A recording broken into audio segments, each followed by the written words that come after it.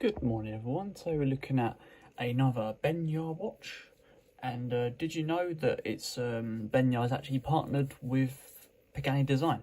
Just a little bit of information about the sort of the Benyar brand.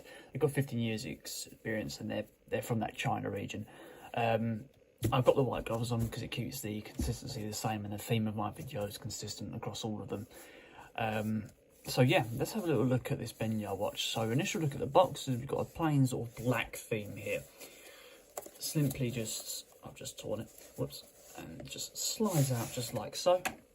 Revealing a simple sort of glossy finish, the Benyar print at the top there. Nothing too major to say about it, it just folds over like so. Usually these sort of watches, they are usually well stocked, well packaged together. They don't have the best boxes, but they usually give you sort of the decent amount of sort of extras with it. So obviously the guarantee cards there, the manuals there, cleaner. Sometimes you get a tool as well for adjusting the strap. This one doesn't, probably because it's got that leather strap.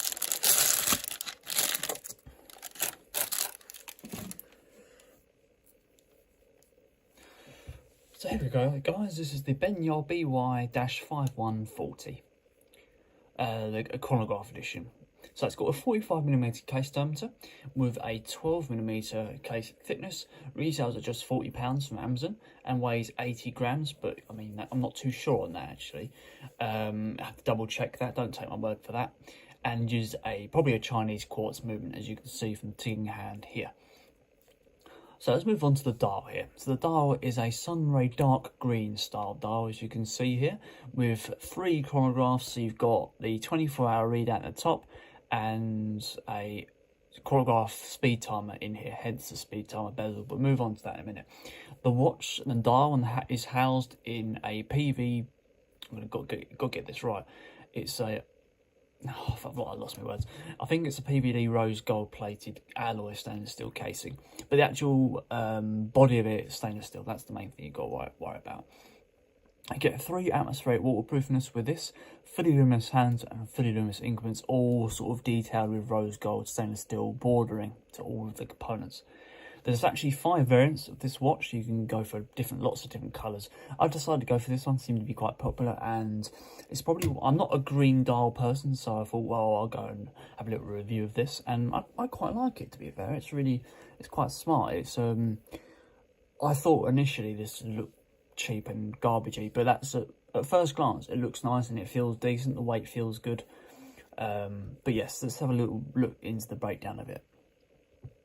So we've got a little date dial just in at 3 PM there, Benyar logo on the side there as well, tachymeter going around the side, full sort of, it's not sure if it's ceramic, don't quote me if it is, not sure if it is or not, but that's a nice sort of dark green dial. It gives all sort of a blue effect on that dial there. It's not the same colour as the main dial, but it has a sort of a bluish green colour.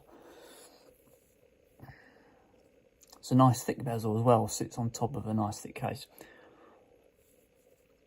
So let's have a look at these chronograph buttons since we're here. So obviously we've got the full polish finish on the casing all the way around the side here. Let's have a little look at the chronograph button. Oh, it's not a 24-hour readout, my mistake, sorry guys, that's a seconds counter, as you can see there. It's just gliding around nicely. You don't get much feedback on the buttons when you push them, they push in with ease, but it's entirely up to you with what you want to go for. And you can hear the sort of the tinniness of how it bounces out, but it's no matter. The actual chronograph, it works, it functions, you just don't get a lot of feedback when you're pushing those buttons. But the chronograph works, main thing. So let's move on to the crown. Crown felt cheap when I pulled it out, but when you actually move it to second position to adjust the time of the hands, I'm surprised at how much good feedback you get from the watch. It feels strong. It doesn't feel tinny at all. It's probably offering the same sort of quality as a Pagani design relative to the price. Let's try and get the first position. It does feel cheap when you push it in, but when you're actually turning it, it feels fine. Again, a decent amount of feedback to the date dial when you're at the first position. It doesn't make a cheap tinny sound when you're rotating that date dial through. You might not be able to hear it with the white noise in the background, but It does make a nice smooth sound there, but it just feels cheap when you push it in. Well, it doesn't feel cheap, it sounds cheap. Right, coming out to the strap. I'm not sure on the width of the strap, it didn't specify, but I can check now for you guys. So if you want to change that strap, you're going to need, it's probably 20. Oh no, it's not 20. It's 22. So it's probably a 23mm lug width strap to fit a 22mm strap. So you've got a beige leather strap, crocodile leather probably. Not actually, just leather. Yeah, nice sort of beige effect to it. It's got 2 pieces of leather to it, so you've got one top and one bottom. Nice line stitching going all the way down the outside. Single windows as well. It's not a long strap, so it might not be best suited for big wrists, but no matter there. It's probably one of those ones you just get an extra long strap. 2 free roam, well, 1 free roam holder, one that's fixed in place, and a rose gold embossed buckle. So there we go, guys. That is the Benyar BY5140. And is it worth the money? I'd say it is. I'd say this is worth the money.